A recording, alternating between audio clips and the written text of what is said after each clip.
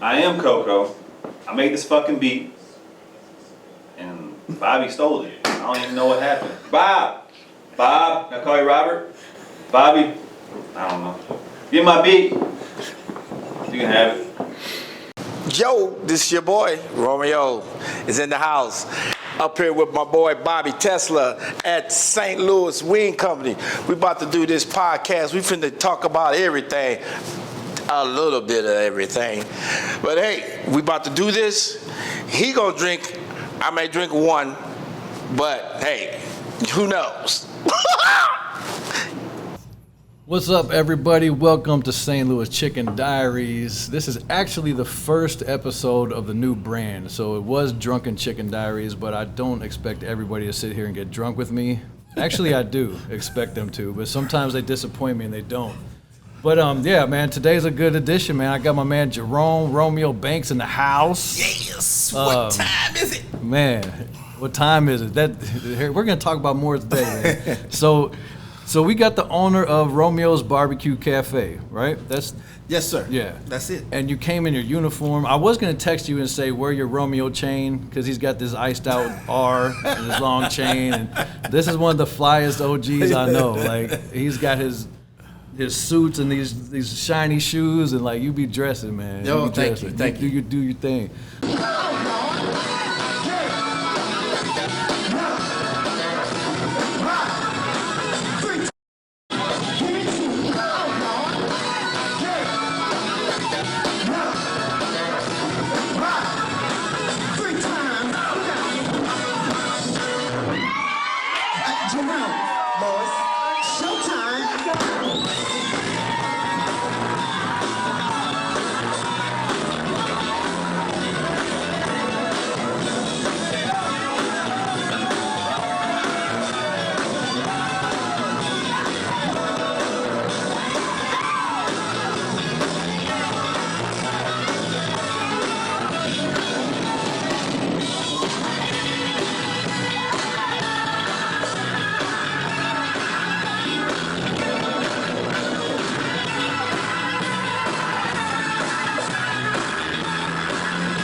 So what you guys actually just watched on the YouTube channel was a video of you on stage dancing like you're 13 years old, and you were clowning up there. So what was the occasion? What was that event? It was my 50th birthday party, and I just always want to, celebrate the big number.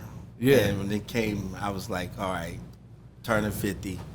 Let me get up here and do what I do. And you did your thing, bro. You did your thing.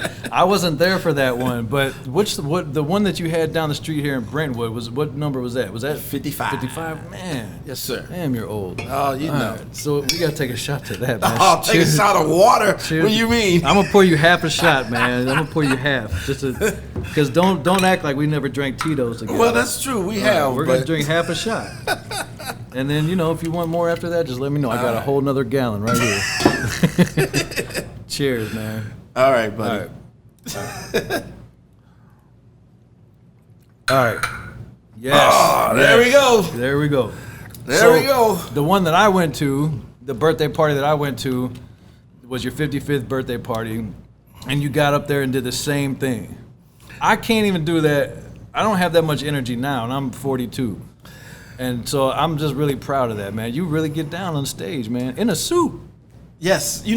I tell you, man, I've been dancing all my life. So it's just something you do? Something I do, And when I have free time, I got drums. I play drums. Yeah.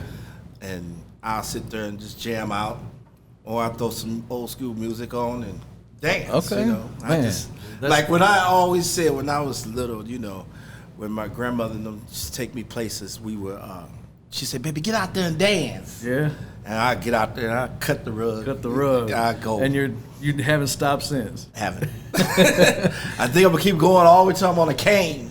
That's it. You better, man. That's what's up, bro. I plan to see you at your 60th birthday party doing the same thing. Oh yeah, yes sir. So yes, sir. All right, let's talk about the barbecue joint, man. I want to get into that, but I want to just kind of get the backstory of you and where you grew up, because we're rivals when it comes to sports teams. Because That's true. you live Detroit. I breathe it. So talk to me about that. Well, I was born in Detroit, and my mother came to St. Louis, and when she came here, I went to school here. Why did she come to St. Louis? Well, this is where she met. Her family was here actually. Okay. So her family is here, so she moved here, and ever since I got out of high school, I always go back to Detroit, and then I said, "No, I'm going back home to live." Okay. And I stayed, and then I came back here in the '90s. All right. So you've been back in St. Louis since the 90s? Yes, I've been back since the '90s. So, and you still haven't embraced the St. Louis sports? Oh, I support it. I do. It's just You're a diehard Detroit I love fan. my Detroit teams, man. So when the Cardinals were playing the Tigers in the World Series in 2006, who were you rooting for? Detroit.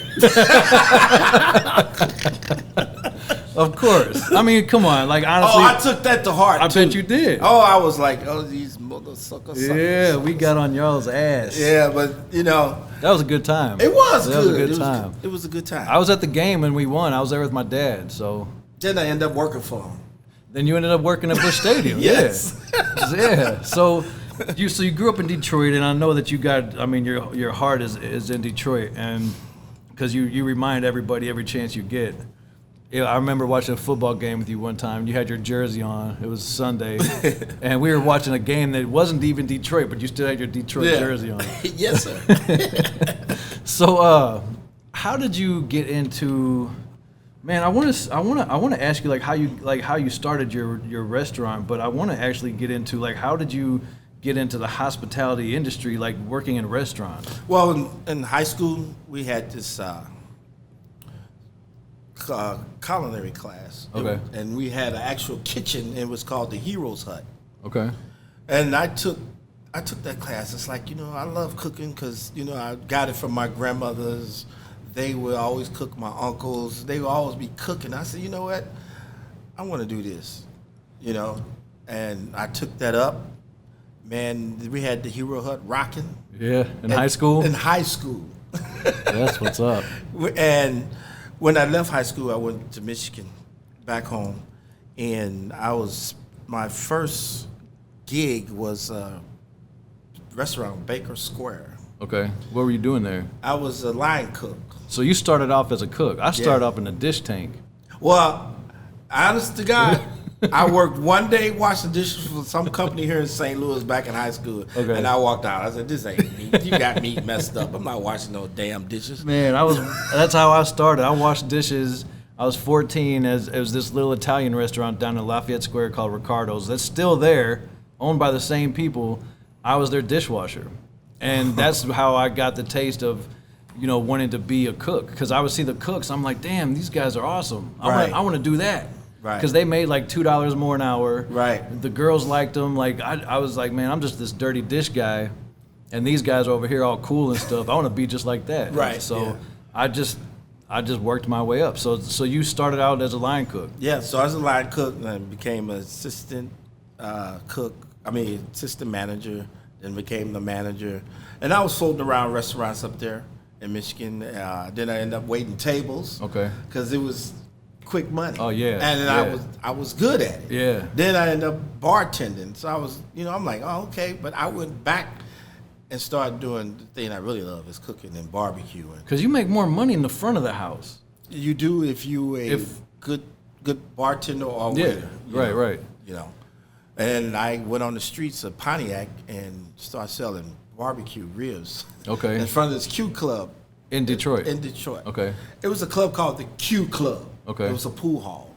And I would go out there once a month, try to sell barbecue. It was okay. It wasn't nothing like, I'm just learning. Right. But when I came back to St. Louis, I was like, yeah, I gotta stick with this. Okay. I said I brought some old school barbecue up there. I said, no, I need to, get out here in the streets, do these festivals and learn the trade and right. So the whole you're self-taught. Yeah. I mean, I'm sure you worked with guys. And I worked with some great chefs. Trust me. Yeah. I did. Yeah. I'm talking about the barbecue. So you kind of took what this guy does and what this guy does, and I mean, that's what we do as chefs. We Right. take what we know and then we turn it into our own thing. And that's what chefs, I mean, that's what we're all about, is our own style. So when I met you, you were at the, you were doing festivals and stuff. Well, first of all, okay, let me tell you what this show is about. The show is about the subcultures of society. And I saw this show on YouTube like a couple years ago, and I saw these college kids, they were drinking Tito's. And I mean, they were just throwing back shots. And next thing you know, they're drunk as hell. And these are college kids, drunk as shit, and they're interviewing each other. And it was the funniest damn thing I've ever seen. I'm like, I have to do that. I'm grown, but there's a kid inside of me that wants to do some really dumb shit like that. So I did. I mean, I thought about it, and then I hooked up with my producer, and I told him about it. He's like, man, let's start doing it. Right. This was a year and a half ago when I had the idea. So here we are doing it, and I think I gravitate towards people that don't really go to college for what they're doing in their life. So anything from being a chef, a professional athlete, or a rapper, a musician, a stripper, a tattoo artist, anything that you're passionate about that's like a hustle that turned into your career. Those are the type of people that I end up becoming friends with. Okay. Now, if you just sit in a cubicle all day and you went to college for 6 years and your job is to wear khakis and sit on a computer, we don't have anything in common. Right. Because that's just not how I grew up. Right. I grew up in restaurants. I grew up cooking, and that's just who I relate to. So I gotta. So are you good there? Yeah. It's a little all right. Jumpy. Okay. You can push that down. It's fine. Push it down, bro.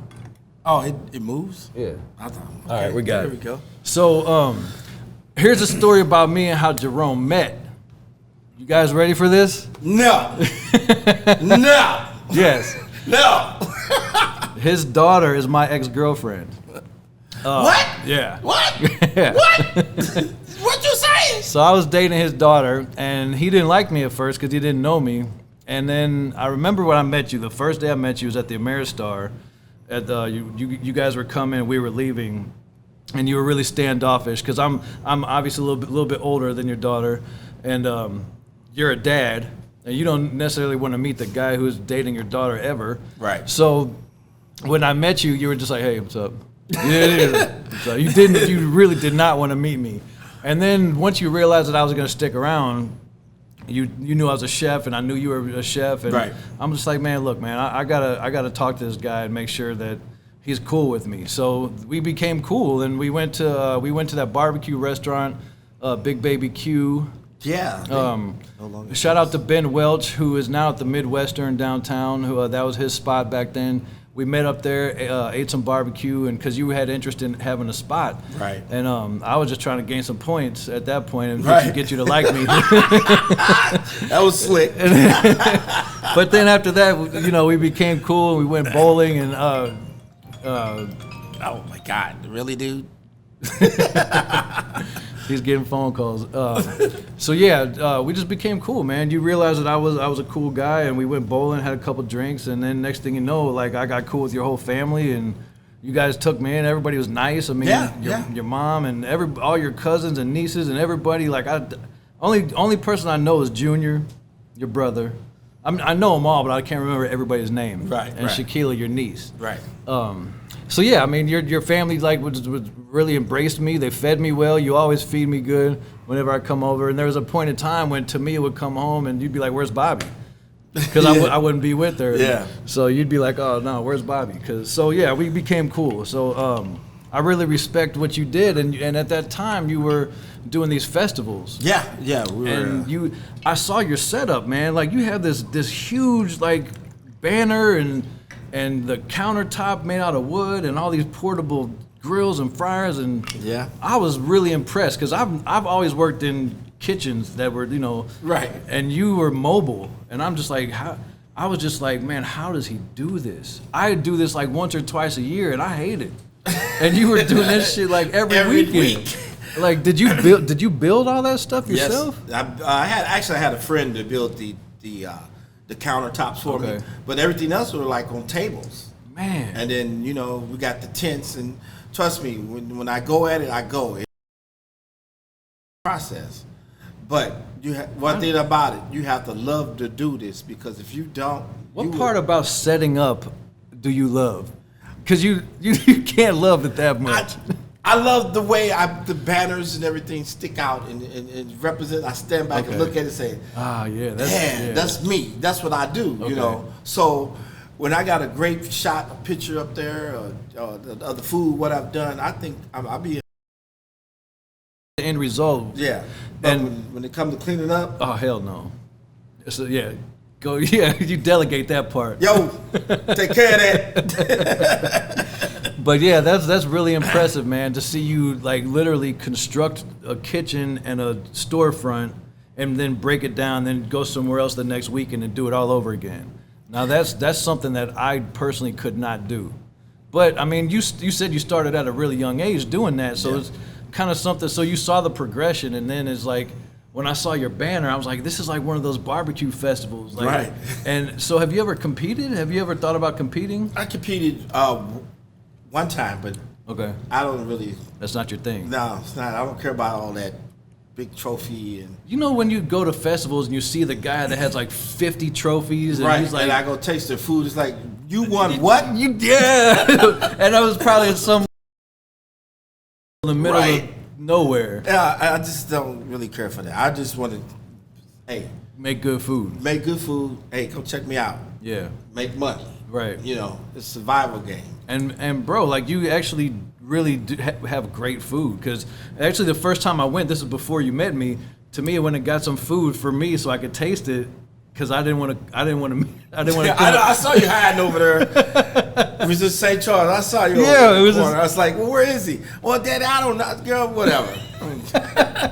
Bring him over. I don't care. I cared though. I was nervous, man. You had to be nervous. I wasn't ready yet. I wasn't ready for that. But I mean, when I tasted your food, I was like, damn, I want to meet him. I want to go talk to him. But we did that later. So when you start setting up, when did you stop the festivals and go to Woodson and Olive? I mean, not Page, Woodson and Page. Page. Well, it's actually started doing that first. Okay. And then the festivals came along because some friends of mine would say, hey, you need to get in these events. And then I jumped in and started it. Okay. But I always would go back to that one spot. Yeah, 3 of a Kind. Shout out to 3 of a Kind out there. 3 of a Kind. Yes. Yeah, that was and they didn't have food. No, they have food. Okay. They served fish, chicken, and stuff like that. But they wouldn't open up until the evening. Okay. So and you just did all day. I did mine all day. Yeah. So by the time 5 o'clock came, we were like doing their thing. So okay. But yeah, because I remember pulling up on you over there a lot, and then so I remember, and then when I met you, that's when you were talking about, you know, you wanted to actually have a space and like just stop doing this every weekend. Right. Nobody wants to grow old doing that. No. Like trust that's hard work. So when you finally got the would you call yourself a pit master? Do you ever call yourself that? Yeah. Okay. I mean, I actually feel like. Is there a certain thing that you have to do to become that? Because you know, a lot of times people will call themselves chef, and they're not a chef. Right. You know what I mean? Well, after so many years in discovering and understanding your grill, the fire, knowing how to control the temperature of it, it takes some time and some burns. Yeah, yeah, and some burnt food.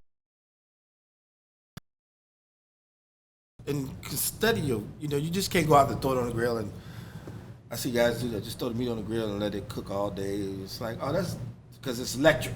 Oh yeah. Now we doing straight up actual cherry wood charcoal mix, and I sit out there and I just control it.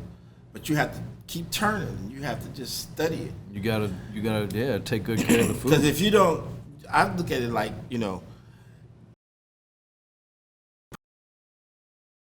Nobody's gonna come back. So I have to make sure the food is great, and I stay out there on that grill until I know it's right.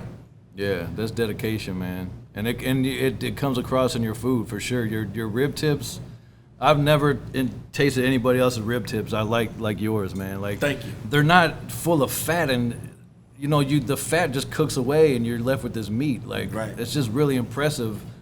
If you haven't like gone to his spot, well, let's talk about it, man. So right now it's at the Antique Mall. Yeah, we're in the Antique Mall 10431 St. Charles Rock Road, next door to Big Lots.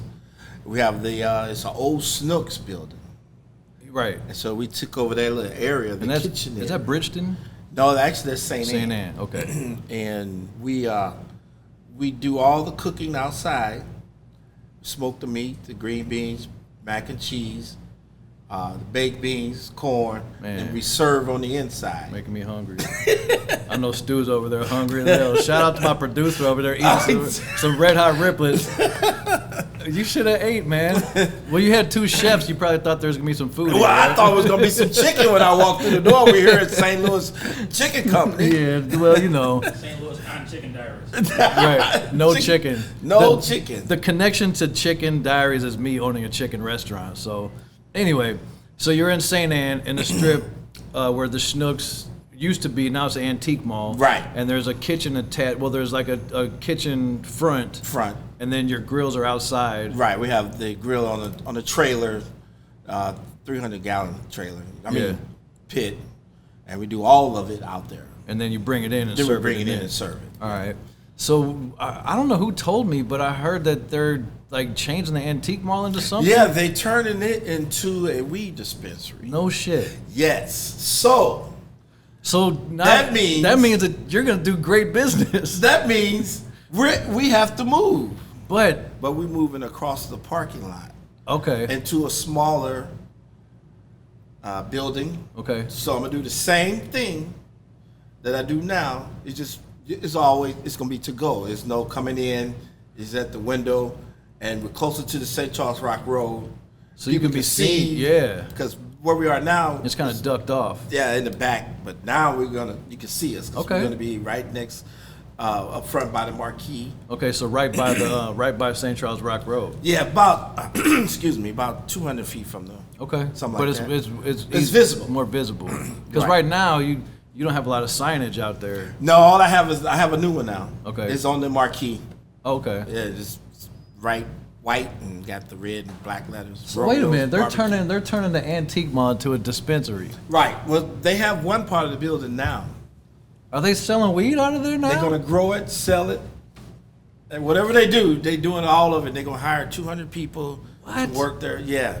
So every time you come in to get weed or go to Big Lots, you pass me. Man, that's what's up. So that's good, right? It's a win-win, I think. So you're not taking that as like an L. Like you're looking forward to that. I'm looking forward to it because, like I said, when people come in, you don't really see us. Yeah.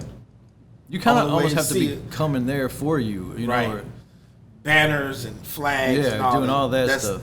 No, when we get up the street here, no, it's gonna so there's gonna be a lot of traffic because weed is very popular. Exactly. I don't smoke weed. I haven't smoked weed in maybe 5 years, but I mean everybody else that I know in the world does. So you're gonna get a bunch of stoners, and then when they get high, they're gonna want to eat. They're gonna want to eat, and then there's a bar next door, so I'm a win-win. It's a one-stop shop. You just pull up on that lot and just leave the next day. That's what's up, man. So when do you think that's gonna happen? We're gonna try to open August 1st. Okay. So right now we're gonna stay running where we are, until mid-July, and then we're gonna shut down and transfer everything up. So like in the mid-July, that's when you're gonna move up to Right, because the last day is July 31st. Okay. That's cool, man. So that's definitely something to look forward to. I'm actually excited about that. Oh, trust me, I am. I'm ready to go now if we could. I already painted the building. I'm serious. I'm ready to go now. What's stopping you? Well, the health department and on. Okay, all right. All that paperwork and all the hoops you got to jump through. Yeah, exactly. All the hoops that you just got through jumping through. All that I just went through. Now I got to do it all over again. It's crazy. Oh man, I wouldn't look forward to that part. Oh, I don't. I got a meeting tomorrow night. Every time I've been trying to get you on my show for like 3 months now, and you always got something to do. Yeah. And I'm like, man, this either he's hesitating about coming on here, or he's really that damn busy, or both. It's probably both. It was both. Yeah. Well, just been busy, and like you said, I've been like, I don't want to be on no. I don't want to. Yeah. What is he gonna talk about? I don't know. Then I keep watching and say, oh, everybody's getting drunk. All right. Speaking of that, one here we go. Yeah, man, I'm drinking water. You're drinking half a shot. We're not getting you drunk tonight. I might. All right. I usually leave here feeling pretty damn good, but you know what? I'm in Rock Hill, and all these cops eat here for free, so they don't pull me over. And if they do, they just say, "Go home, Bobby," or they'll. Hasn't happened yet, so cheers to that. Cheers. All right, cheers. I've never been that drunk. Woo, two. I'm at 4. Who's on here watching? Mom, are you watching? Mom, all right. I think my mom's on here. Romeo's a fly guy. Hey, well, you know. Sometimes, like, I really feel like I gotta dress up just to be around him. Like, I gotta go put on something like flashy so I can like stand next to him and look cool. I got a picture of him and I at a graduation, and he's got on this white suit with this purple tie and his shirt and his hat and these white shoes, and I'm just like, man, this guy's clean. There. Hey, you know, when we were coming up, the men back then dress. You know, I didn't really wear jeans and stuff in high school. I put it like this: we would watch the group that came out called The Time, and we would watch how they wear, you know, what they were wearing, and I say, man, I gotta look cool like that, man. Let's talk about Morris Day. Hey. Let's talk about you. I think you are his #1 fan. Hey, man, I love that group, and I love him and Jerome. They just, when they came out with Cool, I said, that's me, man. I came a little bit after that, but I remember it. Yeah, and then the movie Purple Rain came out. Came out with Jungle Love. Man, Purple Rain. Oh. Yeah. And then they came out with The Bird. Yeah. So me and my boy, baby, love you up in the D, baby. We toured St. Louis when they had Putting on the Hits. Uh-huh. We would go to every club that had the contest. And we would win everywhere we went. Dancing, lip syncing to The Time. Who was Morris Day? My buddy. Okay. Rocks. And you had the mirror? I was Jerome. Well, I am Jerome. You are Jerome. I'm Jerome. And we actually had the mirror from the movie. Cause I know you have that mirror. It's Yeah. the same one that he had. Yes, my mother. We used to take it off her wall. It was she had the same one. Same mirror. How ironic is that? Oh, it was crazy. I thought you planned that. No, I thought you went out and like found that. I came home. I just came home. I came home for 2 years then, and we were touring, dancing. I said, man, I gotta get a mirror. I need a mirror. I looked in the wall. I said, oh, taking that. And it was the same mirror. Same mirror. And we would go to every club. We go to this main club every Saturday. No, it was every Tuesday. It was called Club Celebration. Okay. East St. Louis. Never been. When we walked in the door, we were dressed like The Time. Right. And we saw our competition and we looked at them like we did in the movie. Uh-huh. We laugh at it. There was guys who was doing James Brown. They was doing Michael Jackson. They were doing Prince. But when we hit that floor,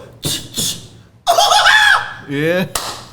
boy, the music went on and they were doing it. Man, and there were no video cameras. No, it wasn't none of that back then. It was Oh, just, man. if you had a camera, it was one of those old school Polaroid. Yeah. Damn, man, I bet that was fun. Oh, it was, man, we had so much fun doing that. I bet you like think about that all the time. Every weekend we would go get paid doing what we do. That's what's up, man. So, and because when I met you, I'm like, this guy's the biggest Morris Day fan, and I learned about Morris Day, I think, from Purple Rain, and then I've seen him do his thing, and you ended up on stage with him a few years ago. Well, I've been up there with him maybe 5 times. When they actually went on tour to come back out after breaking up from Prince, Okay. it was 1997, I maybe want to say. They came to Mississippi Nights here in St. Louis. Down on the landing. I was the first one in line. I bet you were. I had the mirror. Okay, and the suit. And the suit. No doors open. I walked in and went right up front by the stage and sat there. I just wait. The smoke coming out. That you hear it go. They come walking out. Jelly Bean, Jimmy Jam. Well, not Jimmy Jam, but they all come out. Put it that way. And then Jerome walked out. I was like this with the mirror. He came over, took the mirror from me. Did? And he said, I'm going to use this in the show. I said, damn, okay. That's After the cool. show was over, before the show was over, he pulled me up on stage. I danced with them doing the bird. Okay, and you knew the dance. I knew the dance. Yeah. He was like, just do what you do. Right. I was just following them. I was just, hey. Right. You know. And after the show was over, we went backstage. We sit there talking. I told him, you know, how I've been following them all these years. And Right. Morris was like, hey, what's up, brother? Man. And then he said, you won't believe what my name. He said, Jerome. I said, I kind of figured it because how you look.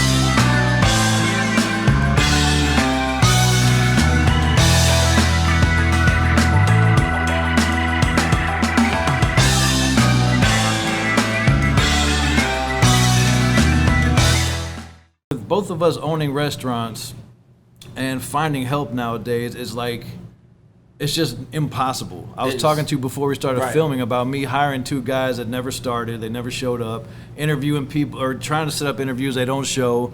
I think like a lot of the restaurants, I mean, and everybody's saying, oh, well, people are just living on unemployment. I think it's not only that, but I think that when COVID happened and restaurants were at limited capacity or shut down like mine was, those furloughed workers went to work at Amazon, UPS, FedEx, the post office. Mm-hmm. So when restaurants started opening back up, they're like, hell with that. I don't want to go back and do that. I think we lost a lot of restaurant workers to these other industries. To Amazon for sure. Yeah, and I think everybody says that it's because of unemployment, but I think that a lot of it has like to do with like the shift in just jobs. Period. They were paying better. Yeah, they offer more money. More money, health insurance, you know, stuff that we can't offer because we have a certain budget that we have to stay in, and we can't pay people $16 an hour. No, trust me, it's really hard to do that. And so now I'm at that point where I need a couple of cooks, man. It's just gonna come in. I know I'm gonna have to pay a little extra. Yeah, that's reliable, that understands and knows me and do it my way. Yeah. Because that's my name. Who you telling? That's my name up there. So don't do it your way. If Right. I get people like that can understand that, I believe that in your case too, we'd be good. We'd be good. We wouldn't be stressed out all the time. It's a trip. I'm telling you. Now I'm trying to staff this event for 4th of July weekend. It's 3 days. You better get your kids out there. Oh, I am. Okay. They on their way home. I might be there. What day is it? What day is 4th of July on? It's a Sunday, so we got Friday, Saturday, Sunday. I'm closed on Sundays. I might come help you out, man. Hey, man. And I do know what I'm doing. That's what point. I want somebody to go and say, hey, here's the plan. You know what to do. I ain't got to keep watching you, worrying about you over portioning. You know, those are the type of things that you do it too. All the time. All the time. Because people will say, I can come do this. I'm like, no, you can't. No. You need to be trained to do it the way we do it here. And, you know, and somebody said to me one time, I'll never forget this. This guy said, it's not rocket science. I'm like, no, but it's Winco science. Exactly. It's my science. That's how you put it. It's not rocket science. No, it's not rocket science. I don't care if you worked at Popeyes and Uncle Bill's and Applebee's for the past 15 years. You haven't worked here. Exactly. So that's the same thing. So this is a Romeo way, or you hit the highway. Period. It's just. But then you got to be kind of nice about it because you don't want them to get mad and quit. So it's kind of. I know. you got to be nicer to people nowadays. Back when I was coming up, the chef used to curse me out. Yes. And I would just feel like I was this tall, and my whole day would be ruined because I made the chef mad.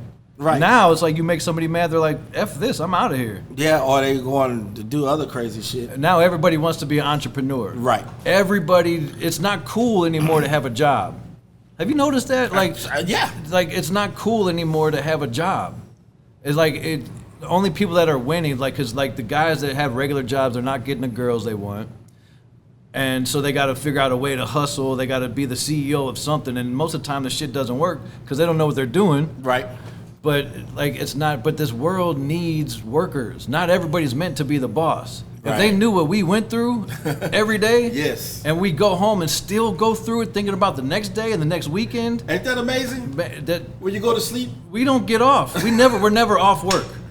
We're never off work because you could be playing with the kids or doing this, and in the back of your mind, you're thinking about like, damn, I gotta put these things in a smoker. I gotta marinate this. Exactly. I gotta, or how am I gonna do this? Or I gotta the cost of beef or the Exactly. Your brain never It's- turns off. It's my wife look at me and she be like, can we talk about something else besides barbecue? I said, baby, I'm sorry. Shout out to you, Brittany. Hey, Brittany, baby. Shout out to Brittany. She's a trooper, man. And it's like, I never met anyone like her in my life. She's dope. She man. has my back 100%. She does. And I applaud to her all For the real. time. She's a great mother. Amazing. She's a great Amazing. wife. And she can cook. Oh, she can cook. She can cook. She can cook. Is she the one behind that spaghetti salad, or is that you? Well, I'm gonna say both of us, but I did it this weekend. But Brittany, if you're watching, whose recipe is that? Because I remember calling her. I called her like a year ago. I was like, Britt, I need the recipe because every time I go to your house, you have that, and it's like I've never seen a cold spaghetti salad. I've seen like pasta salad, but Right. not the spaghetti. Yeah. And then it's like orange. It's got like this certain seasoning. I'm like, what is that shit? We're not gonna say it I out ain't loud, gonna say it out but loud. I have the recipe, and I went to look for that spice, and I called her. I'm like, Brittany, I can't find this anywhere. She's like, keep looking, Bobby, it's there, and it was hidden. But there's other stuff that goes into it, bro. That's It's a recipe that I believe my mother got it from her brother. okay. So it came from your mom. That's how I learned. That's how it came to it. Romeo's. Yeah, right. That's Okay. how I learned it. Okay. And I see my uncle make it too. So between them, they know the original Okay. person that started it. That in the family. All right. So so to speak. it's a family recipe. Right. But we eat it a lot during the summer. It's a summer dish. It's a summer dish. For sure. Here. When I come to your house, it's always there, and I look Right. forward to that. Like that, it's a staple in your house. When you barbecue, you got to have some of that. Right. At least I do at your house, because you can't have that at every event. No. And no. you know what I found, and this is a weird thing, that black folks don't like cold pasta as much as white people. Am I wrong? I can't speak for them. Listen. I would speak for me. So I eat cold spaghetti pasta salad. listen, man. When I got that recipe from Brittany, and I had some friends over, and I barbecued, I made that. I sent Brittany a picture of it. She might have showed it to you. Uh-huh. But my friends put it in a microwave. No. They were black. Yes. Okay. Yeah. That's what I'm saying. White people eat cold pasta salad Well, see, because they saw spaghetti. Like, no, they think it's hot. I 'cause gotta it's- heat this up. No, you don't heat up. I told them they're tripping, but they all put it in the microwave. And they ate it. They ate it. I was I'm like, surprised it didn't splatter everywhere. well, it's a really good pasta salad, and maybe we'll drop that picture in here at 44 minutes, Stu, of that spaghetti salad. But yeah, that spaghetti salad's fire, man. So Thank you.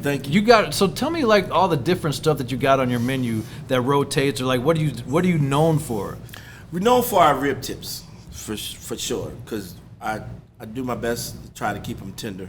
Yes, sir. We also sell our barbecue ribs. I do snoops every Saturday. Okay. Just about if the weather's right. It's hard to cook snoops in cold weather or Is it? rainy weather. Yes, it is. Trust me.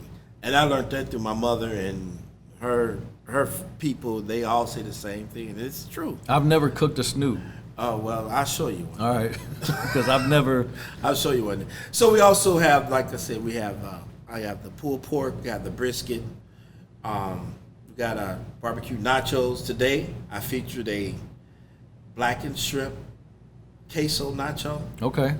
It is loaded with queso cheese, shrimp, on the chips, no barbecue sauce, pico, Okay. little jalapenos, and then I run a special every now and then. I've had your catfish before. Yeah, too. we have catfish. We Your wings. Wings. Which are almost impossible to get right now. Oh, let's don't talk about that. I cannot. Oh my God, man. That's not me. Wings are so expensive. I want to take them off my menu. You can't even find them in a grocery store.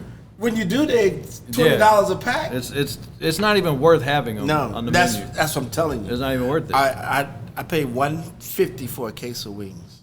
I pay $146 for a case of wings. And wings used to cost $40. 11 years ago, 10 years ago when I opened the restaurant, I was paying $40 a case. Right. And then it went up to 60. I was like, oh shit. And then it went up to 80. I'm like, whoa. Yes. And then it kind of hovered around $85 for the past several years. Right. And then the past 8 months, it started going up and going up and going up. I'm like, $140? Man. So, I tell you, I really want to take them off the menu right now. Then you should. I mean, because it is so expensive. You know how many restaurants are taking them off the menu and just not offering them, period? No, because they're too expensive. Honestly, man, if you're not making no money. No, if you tell somebody that you're out of wings, they're not going to leave. They're going to get something else. Right, they're going to get something else. I wouldn't even worry myself. If you can't serve wings, then just don't serve wings. They'll get a Polish or get some catfish or some ribs, something else. They're not going to just leave. Right. I wouldn't even worry about that. Here, if I tell them we didn't have any chicken wings, they would leave. They would leave. Right. Because it's St. Louis wings. Yeah, I can't just not sell chicken wings. So you got a lot of your pulled pork. Is that a pork butt or it's a pork shoulder? Butt. So no, it's I a butt. don't use the shoulder. I use the pork butt, and I do 8 hours on it. Man, so you don't get that stuff pre-done, nothing. You do all that stuff. No, I have to do it myself. That's I mark what's up, it, man. wrap it, and let that baby go. Something like that, I can let go all day. Yeah. I ain't got to worry about that. I go flip it every now and then. Like at the festivals, that's all the grill be full with pork butts. Really? And I just go out there and check it. Flip it, flip it, flip it, flip it. You ever do turkey legs? I do.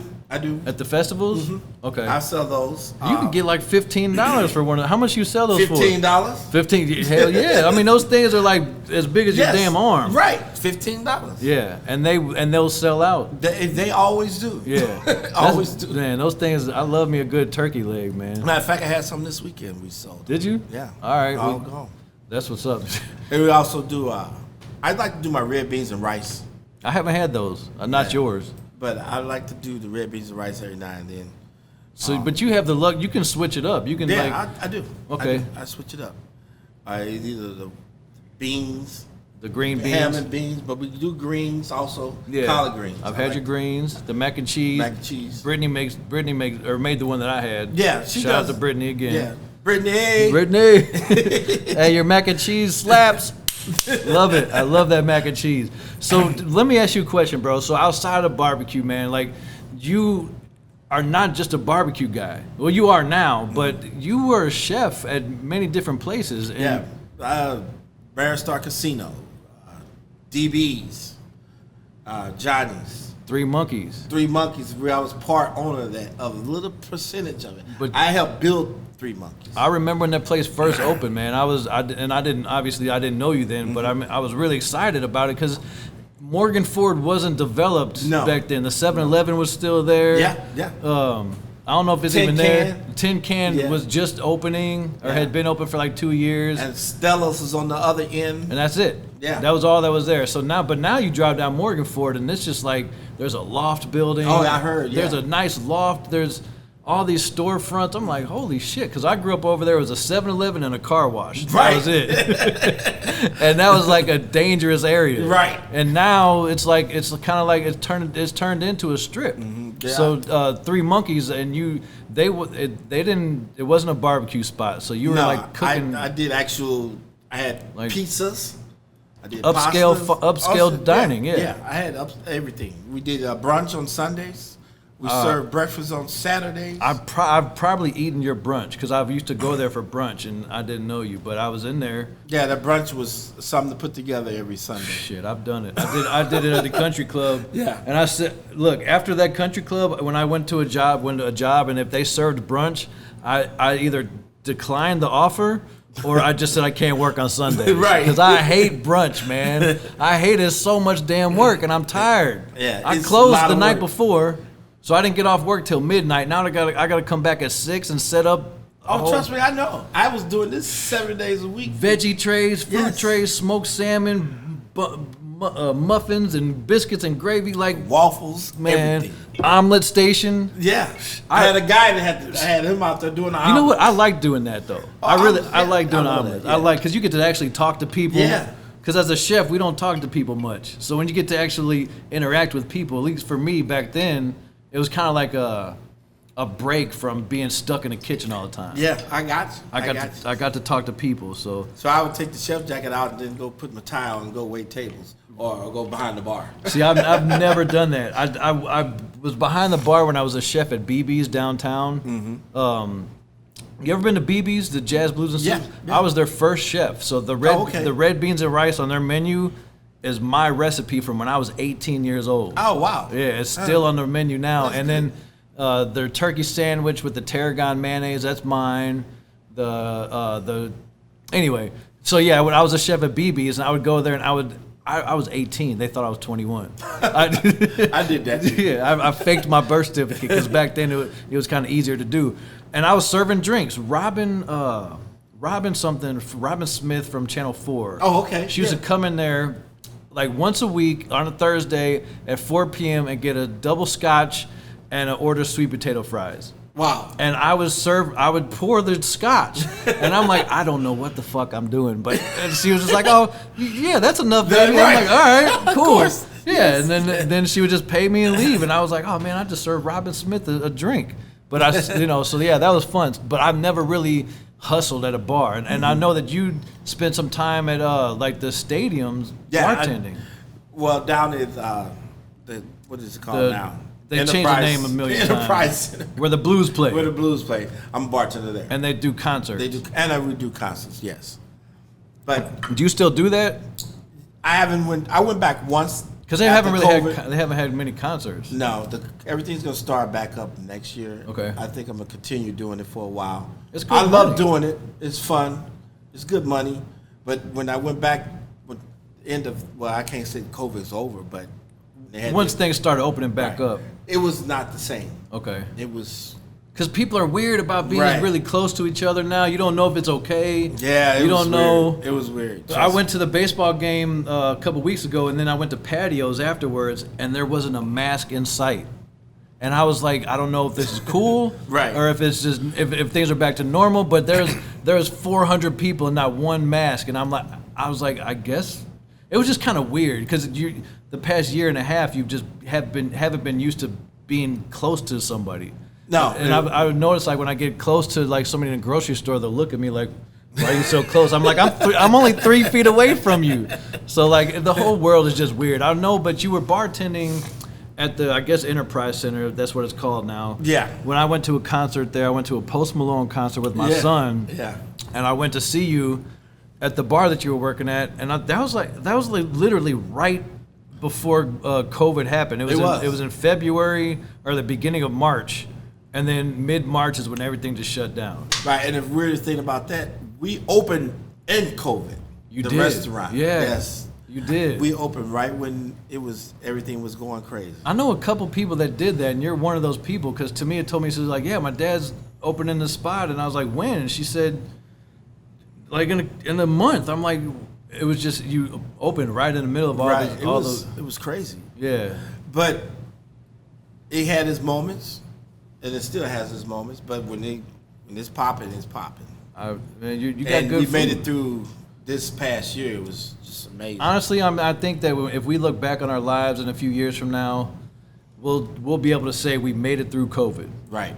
I hope we're able to say that. I'm hoping we can. Right, exactly. Because if you can make it through what we're going through now, and still prevail, you're damn good at what you do. Yeah. Because this will cripple you.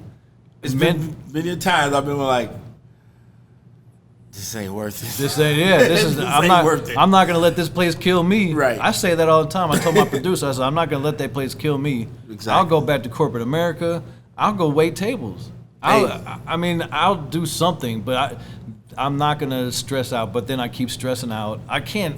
I got a brand I can't just let go. Right, I So understand. it's just like I I understand. gotta save this brand from going away. So if we make it through this, I think that we can definitely say that we've been through some shit. Yes, Because yes. this has been some crazy times, man. So have you ever barbecued anything that just was a disaster or a dish that failed or something? You're like, you know Oh, what? that happens. I mean, does Yeah. anything stand out in your mind? Like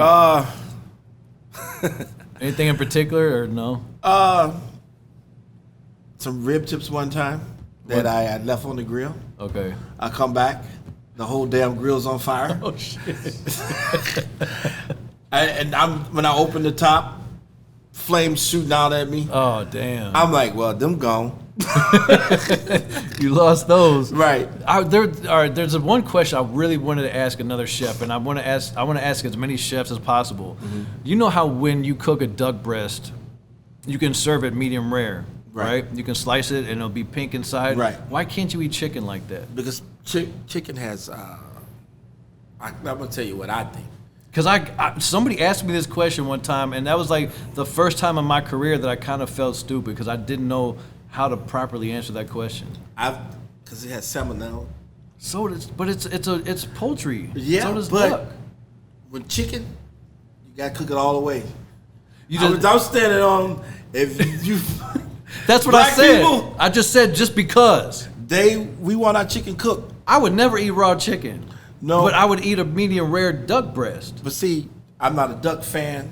But you I cook it, though. But you understand that But you I can understand. eat it Yeah, you can medium eat it. rare. Yeah, I understand. And so when somebody asked me, they're like, well, and it's not that they wanted raw chicken or anything by Right. any means. They just No. asked me, why can you eat duck raw but not chicken? I was like, why the fuck would you want to eat raw chicken? Right. But then again, I'm thinking, well, I've eaten rare duck. I don't see much difference in that. But that's just a chef question that I don't think many people can really answer without just saying, just because. Like, Yeah, it's just because. Just because. Just because. And like, why did you ask me that question in the first place? That's what. So, like, you said you play the drums. Like, what else is there anything about you that I don't know? Like, I know that you like in a previous life had some connection to Kid Rock, and I thought that was really cool. Like, Yeah, you yeah. knew his sister or something. I was Yeah. like, holy shit! Like, I was such a big fan of Kid Rock. Like, he was just a badass. Yeah, Like, me and his sister, we dated. Okay. Got engaged, actually, back And- in 91, 92. I guess that makes sense because you're from Detroit. Right. So And it was weird because I was bartending at one of the places where the Detroit Lions come hang out at. Okay. And she was hanging out with these guys, and then one of my friends introduced me to her, and we hung out and we dated. And then she said, "Oh, I have a brother, and he had this high top fade." So I'm he wasn't like no, famous then? He wasn't famous at that time, but he was touring with groups, rap groups and stuff. It was like, wow, this And guy then- gonna be something. And then he became. And then he became.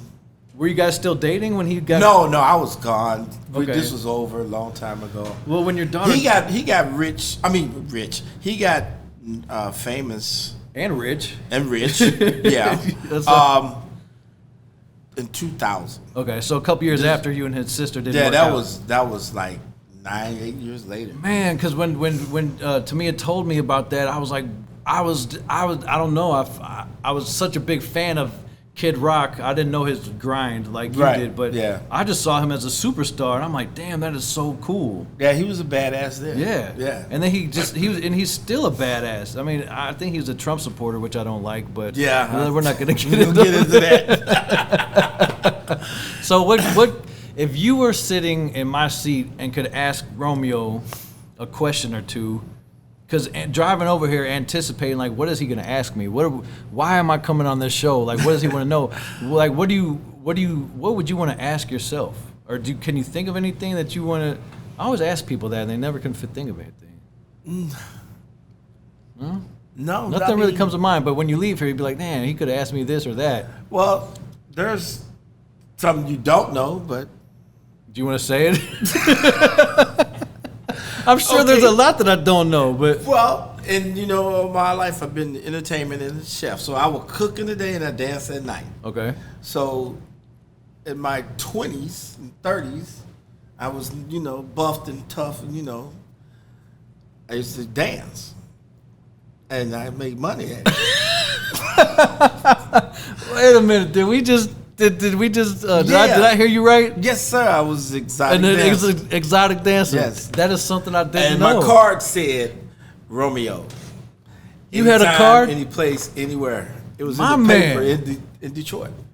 And the river, their thing called the Riverfront Times. Yeah. Their version of the Their Riverfront version Time. of it. You were on the back of it. I'm on the back of it. My name right there, AAA. And my first gig was a beauty salon. I'm like, the dude told me this is where you want to go and blah blah blah. I went there and did my thing. I'm like, oh my god, I'm so embarrassed. But I did. You did it. I did it, but I got my money and walked out the door. So I said, I'm tired of working for this guy.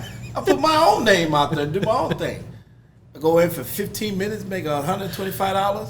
Oh man, I can't stop. Then it went Jesus. up from there. Danced in Canada. You were an exotic dancer, Yeah. and you went to Canada. I danced over there too. Cause that's right across the way from Detroit. Right, Windsor. Yeah. Damn, man, that's definitely It was something. good money, man. That's trust something I didn't know. me. But again, you have to be able to dance. First of all, I've never been that in shape, and I can't dance. So Oh, there you wow. go. Well- My career as an exotic dancer, I don't think I'll ever make it. Yeah. I don't think anybody want to pay for this. Even in my 20s, I still had all this going on. This has been there since I was 13. So Wow, you're doing a lot better than me these days. I tell you. Oh, shit. But it was some good times. Some good times. I remember this one chick, big lady. okay. And you had to entertain her. I had to entertain her. And she picked me up. Oh shit! Wait a minute. So you're there to entertain her, and she picked you up. She picked me up. I'm like, oh my God. Then she dropped me. I said, that's it. Damn, man. But I continued. That's on. a hell of a story. So you had to stay professional. Yeah, I was. You had to keep your. I never talked to any of the women in there. Never outside of the entertainment. I do my show and I'm gone. You don't hear from me again. I don't hear from them. Romeo, Unless they man. told somebody else, I got a bachelorette party. I needed. How long did you do this for? 10 years. You did this for 10 years? Yeah, because I was also dancing on a TV show up there called The Scene and Contempo. It was like Soul Train. We go in on Fridays and film the live show Friday. All right. And then It an would- hour later, we'll film all the shows for the following week. Okay. So they'd come on in the evening every day, except Sunday. Wow, that is something I didn't know about you. So, which explains why you're still able to dance, Right. and why you're still passionate about it. Because, Right. I just thought you were just a guy that just liked to dance. No, I've been doing I didn't this know all that you my actually life. got paid for it. I got paid to dance. Well, hell, man, I learn something new every day.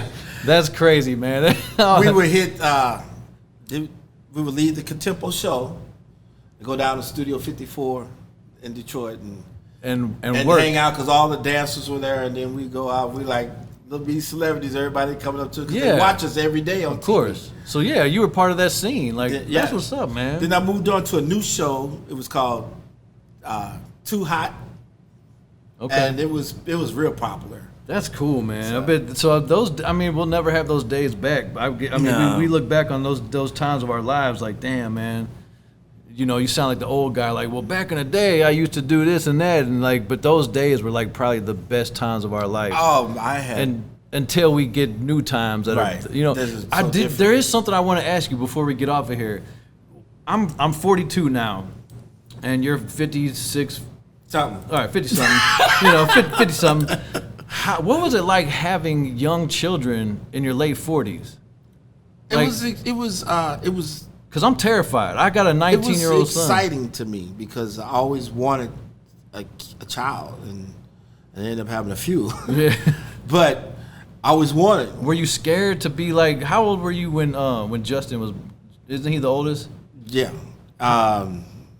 Shit, I think I was something. Yeah. Mid 40s. Yeah. Were you scared to death? Like, how am I going to chase a Again, toddler around? Right. Well, they keep me young, I tell you that. Okay. They keep me running. All right.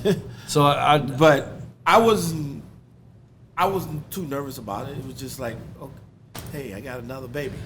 that Let's take care scares of me, this baby. man. Like, I don't know if I could go through that again. Got another Romy. See. Yeah, little Romeo.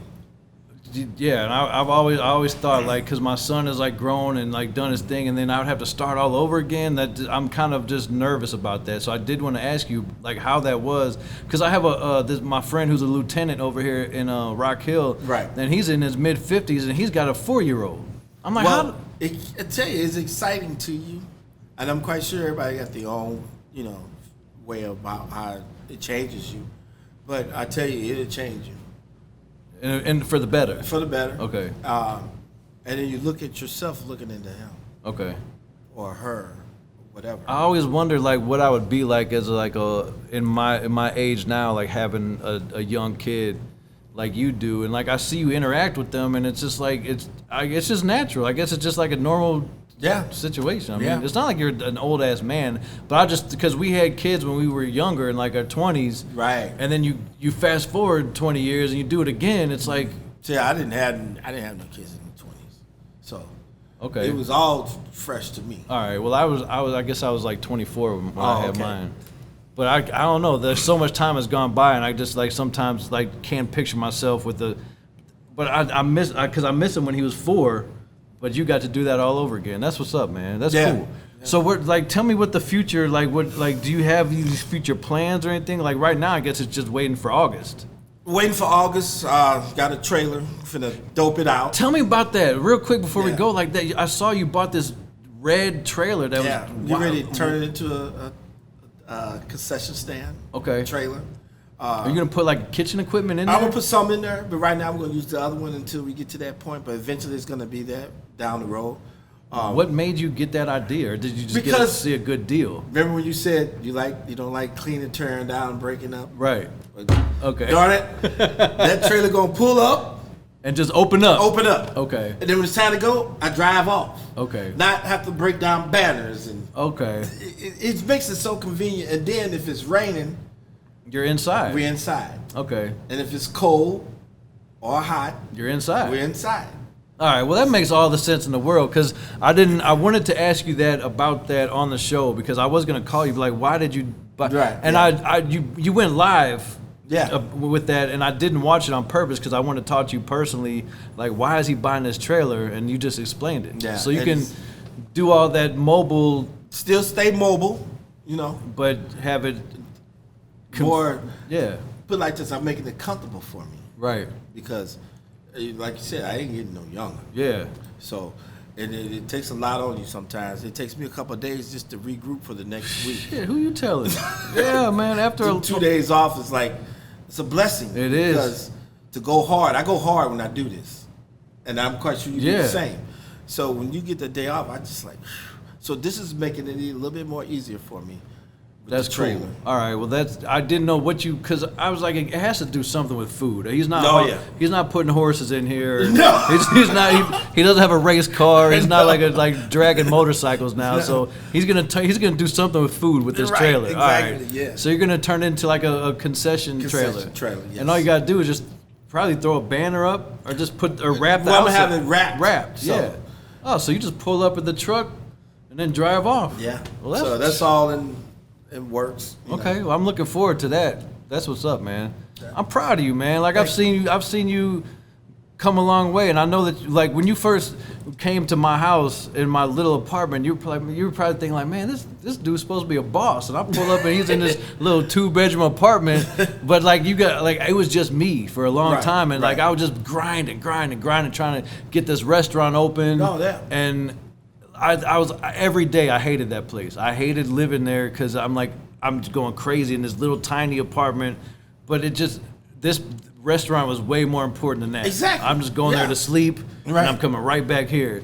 And then after a while I'm like, man, I gotta get the hell out of here. I gotta get some space. So I did get a house It's like it's not too far from here. Oh, It's okay. in a bigger space. I got a 2-car garage. Well, that's good, Got a man. little patio. Yeah. I don't quite have an 80-inch screen TV like you do, but you have the biggest.